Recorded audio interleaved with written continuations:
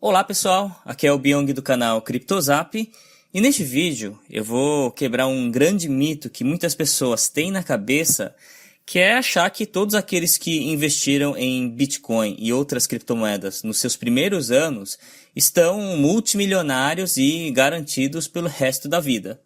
A grande verdade é que a maioria ficou no meio do caminho e apenas uma minoria teve estômago de ferro para aguentar as oscilações durante esses anos e criar a fortuna que possuem hoje.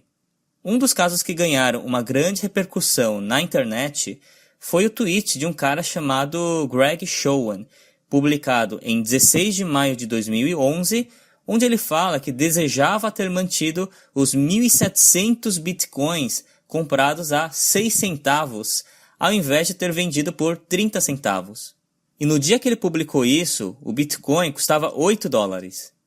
Hoje, considerando o preço de $6.500, 1.700 Bitcoins seriam equivalente a mais de 11 milhões de dólares.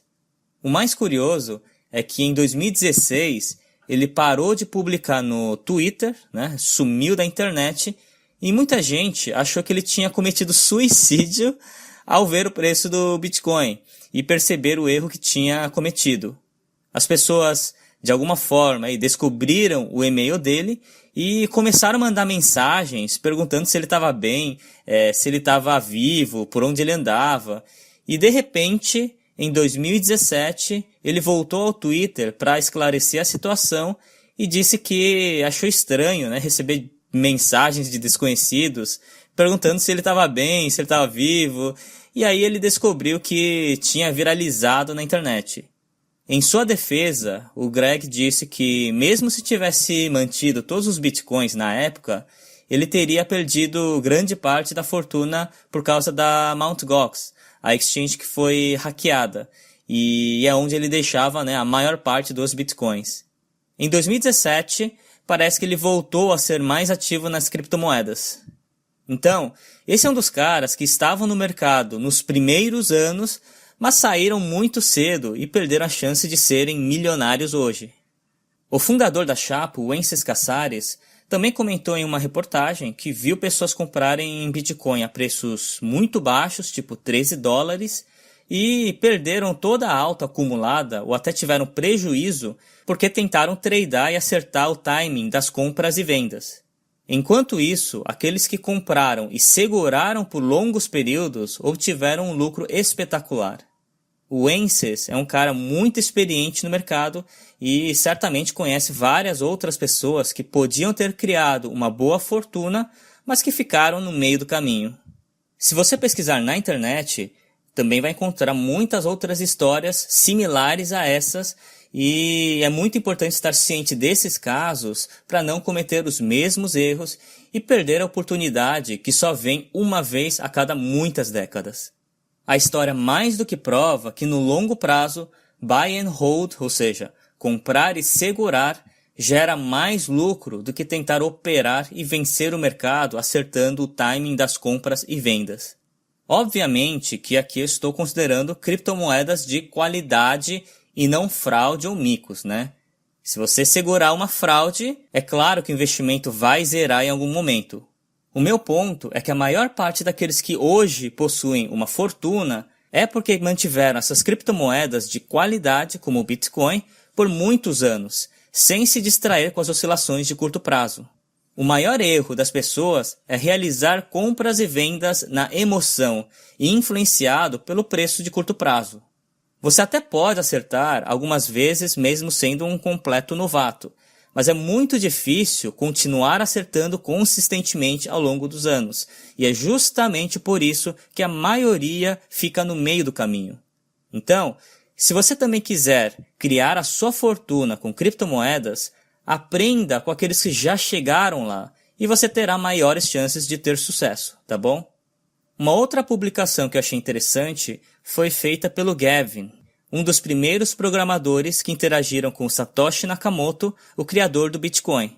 Na postagem, ele diz que é um erro assumir que todas as pessoas envolvidas com Bitcoin nos seus primeiros anos estão extremamente ricas, por diversos motivos. Primeiro, poucos se importavam com a segurança porque o Bitcoin não valia quase nada e muita gente perdeu por puro descuido. Existem histórias de pessoas que trocaram de computador, jogaram o antigo fora e só depois lembraram que tudo relacionado a Bitcoin estava lá e não tinha feito backup. Então, muita gente não levava a sério essa questão da segurança e acabaram perdendo uma grande fortuna. O segundo motivo é que os programadores da época não tinham tanto dinheiro sobrando para comprar Bitcoin, porque alguns ainda eram estudantes e o orçamento era apertado, outros estavam investindo no próprio negócio e o Bitcoin era apenas um hobby que eles se dedicavam em paralelo e assim por diante. A verdade é que todo mundo trabalhava com Bitcoin apenas por diversão, sem receber nada, e tinham que se virar para ganhar dinheiro e pagar as contas. O terceiro motivo é que naquela época era normal as pessoas serem incentivadas a usar o Bitcoin no comércio para criar utilidade e adoção da moeda.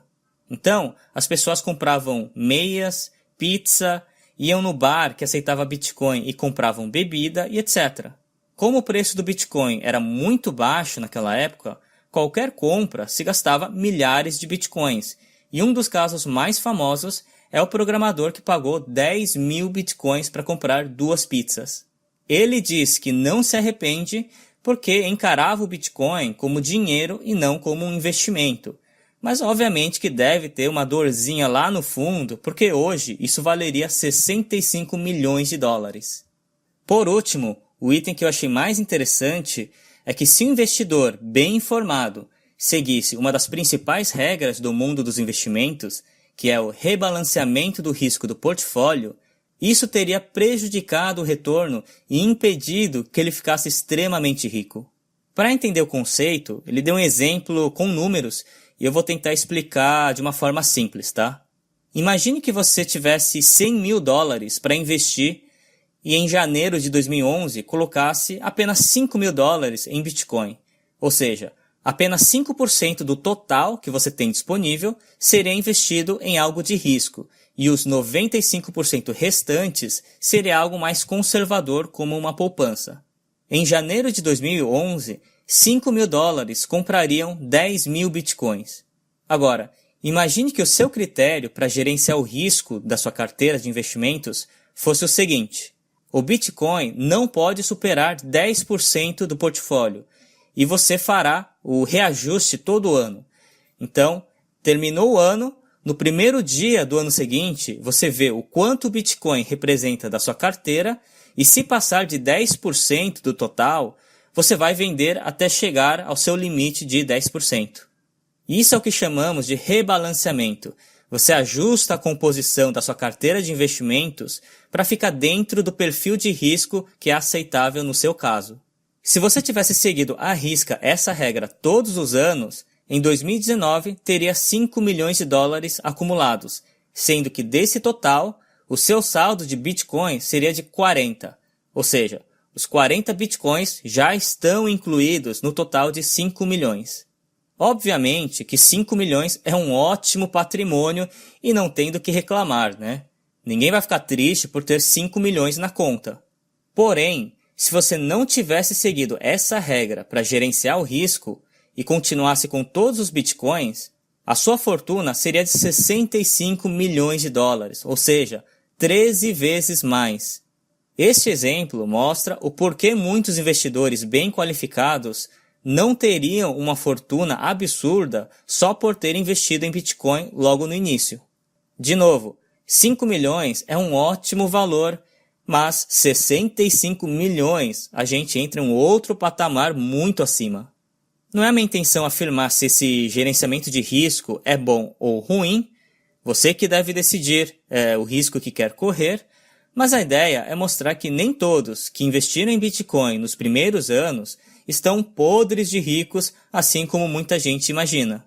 A maioria ficou no meio do caminho e perdeu grande parte da alta que o Bitcoin teve nos últimos anos.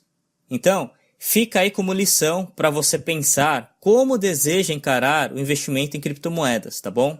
Espero que tenha gostado deste vídeo, dê um like, assine o canal e entre no grupo do Telegram para receber as melhores notícias do mercado. Eu fico por aqui e nos vemos no próximo vídeo.